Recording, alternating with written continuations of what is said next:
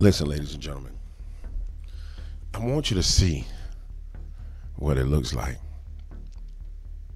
when a real president pulls somebody into a room and he tells them, say, boy, come here, Zelenskyy. Come here, let me talk to you, Zelenskyy. And he said, let me tell you something. You see, Joe Biden and Kamala Harris gave you all this damn money. Yeah, they didn't give you all this damn money. And you're over there trying to start World War III with Putin. You gonna stop right now, and you gonna do a deal to bring an end to this war before you destroy the world. You got two choices. You can stop it right now, but when I get in office, if you still over there fighting, we gonna lay hands on you, boy. We gonna lay hands on you, boy. We gonna lay hands on you because you're working with the enemies of America. We gonna lay hands on you, and you could see it, ladies and gentlemen. Let me scroll through some of this real quick. I want you to see. I want you to see the difference. Here we go. Watch this. Here we go. I want you to see it. Now, clearly, this is after they had a private conversation.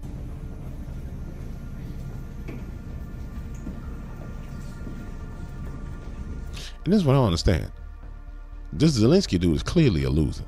You are the president of a nation. Why in the hell is you wearing sweatshirts in military pants like you out in the field fighting? Where's your suit and tie?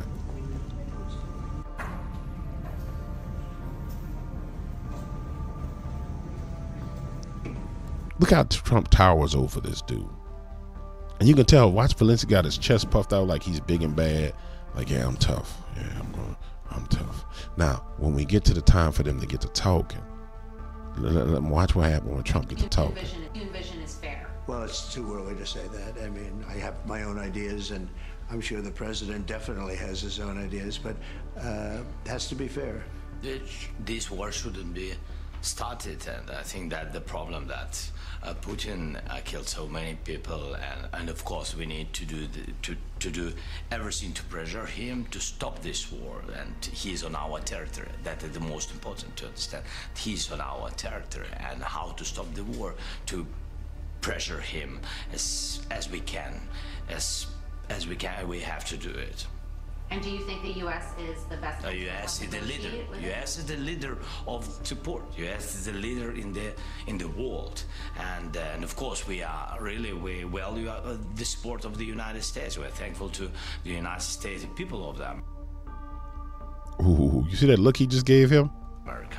And of course we understand that United States can be the leader through any negotiation. You know that we have the peace summit, and we want to organize the second one, and we count on this support. I know you're both in a rush. Last question, will there be another meeting in the near future between you? Could very well happen, but I think the president said it the best. This is a war that should have never happened. It should have never happened, and it wouldn't have happened. It's a shame, but this is a war that should have never happened, and we'll get it solved. It's a complicated puzzle, very complicated puzzle, but we'll get it solved, and people get on with their lives. Too many people dead, too many beautiful cities. I've seen those cities, are so beautiful, and they're, you know, I don't know how you can ever rebuild them the way they were. It's not possible. You have to come, by the way, to see our city. Well, I will. Wow. I mean, this Zelenskyy dude, wow. Now, a liberal will sit there and say, oh, Trump talk about going to visit the cities and how beautiful the weather is.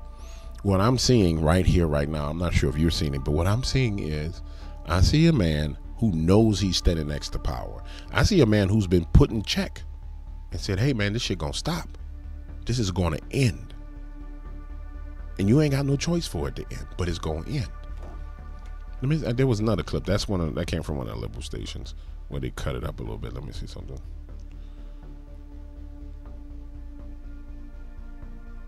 And I also have a very good relationship, as you know, with President Putin. And I think if we win, I think we're going to get it resolved very quickly.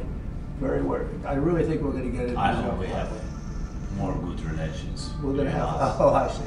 Yeah, but you know, it takes two to tango. You know, and I also have a very good relationship, as you know, with President. I would like to see more footage of this. People have cut it up to try and make the points that they're trying to make. But watch this. What I see here, ladies and gentlemen, is I see Zelenskyy coming to realize that those blank checks that he's been getting from Kamala and Joe is coming to an end.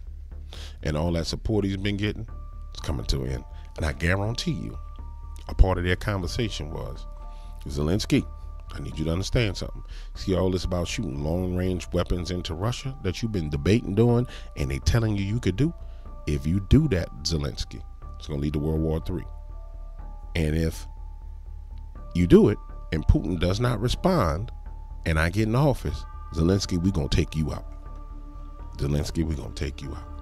And I believe that Donald would take him out. He was already put in there with a regime change. Remember, Ukraine went through a regime change. That's how he got to be president of Ukraine. So I can see Trump saying, okay, Zelenskyy, you want to play games?